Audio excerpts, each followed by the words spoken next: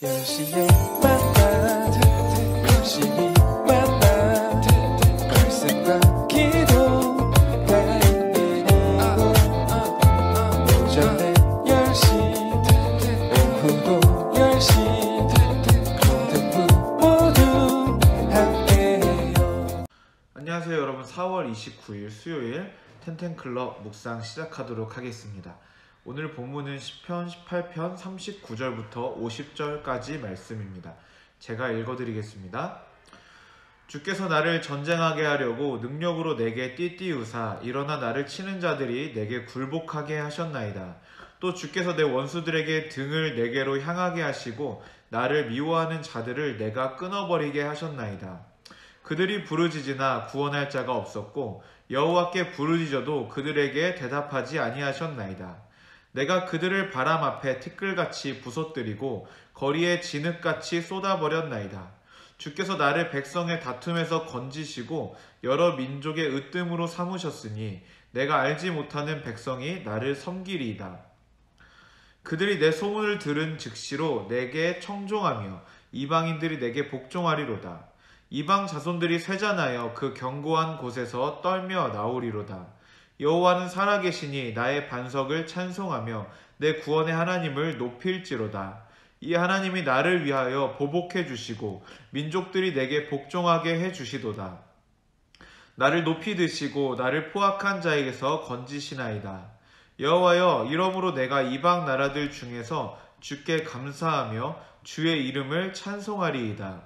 여호와께서 그 왕에게 큰 구원을 주시며 기름 부음 받은 자에게 인자를 베푸시며 영원토록 다윗과 그 후손에게로다. 아멘. 네, 여러분, 오늘 본문도 시편 18편입니다. 오늘이 끝인데요. 시편 18편은 그냥 주제가 매우 간단합니다. 하나님은 나의 구원이십니다 라는 간단한 주제로 쫙 엮여 있습니다. 그래서 여러분들 힘들 때, 그리고 정말로 더 이상 나에게는 소망이 없을 때, 모든 것을 포기하고 싶을 때 이 시편 18편을 거듭해서 읽어보시면 굉장히 하나님께서 새 힘을 주시는 은혜를 많이 느끼게 될 겁니다. 오늘 시편 18편 39절부터 50절을 읽다가 저는 여러분들이 이런 부분들을 좀 궁금해할 수도 있겠다라는 생각을 했습니다. 안물안굼하고 있을 수도 있겠는데 있잖아요. 다윗은 자신감이 굉장히 넘치지 않아요? 뭔가 하나님이 내가 부르면 바로 이렇게 도와주시고, 내가 부르면 무조건 도와주시고, 남들이 부르면 안 도와주신다, 약간 이런 자신감이 있는 것 같아요.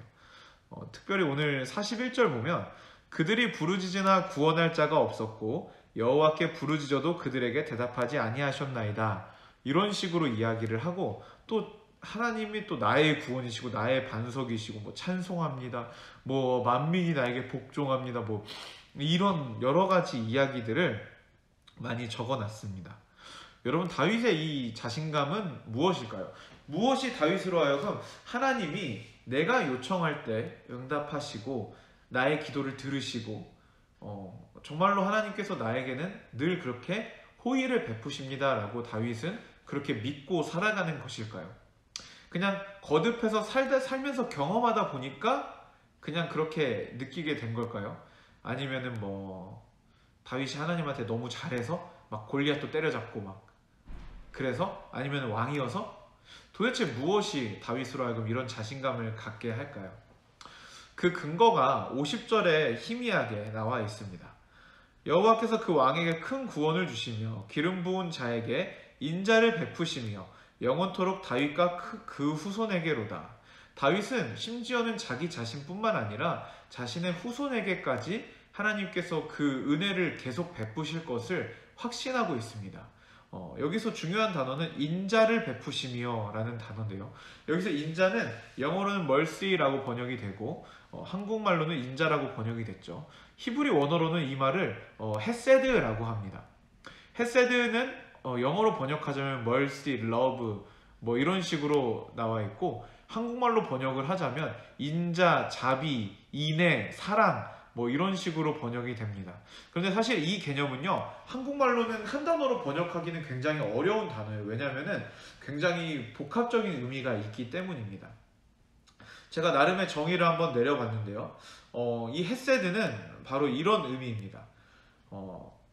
하나님께서 언약에 근거해서 그 언약 백성에게 베풀어 주시는 변함없고 놀라우신 사랑이다. 한 번 더 얘기해 드릴게요. 헤세드는 하나님께서 그 언약 백성에, 하나님께서 그 백성에게 베푸시는 사랑을 뜻해요. 그쵸? 헤세드는 하나님께서 그 백성에게 베푸시는 사랑인데 중간에 중요한 개념이 들어갑니다. 바로 언약에 근거해서. 하나님께서 그 언약에 근거해서, 어떤 언약이죠? 너는 내 백성이 되고 나는 너의 하나님이 된다라는 그 언약이죠. 그 언약에 근거해서 하나님께서 그 백성에게 베푸시는 은혜와 사랑인데, 이 사랑의 특징은 무엇이냐면 이 대상자에게 근거하지 아니하고 언약에 근거를 했기 때문에 결코 흔들리지 않고 변하지 않고 영원토록 동일하다라는 겁니다.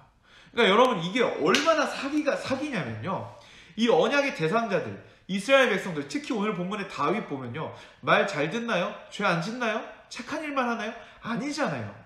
개판입니다. 우리보다 못할 때도 굉장히 많아요.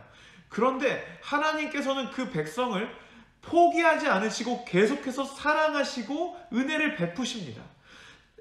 잘못된 길로 가서 하나님께서 징계하시고 포로로 보낼지라도 이들이 주님 잘못했어요 하고 돌아왔을 때 하나님은 무한정으로 다시 안아주시고 품에 안아주시고 끌어안으시는 분이십니다.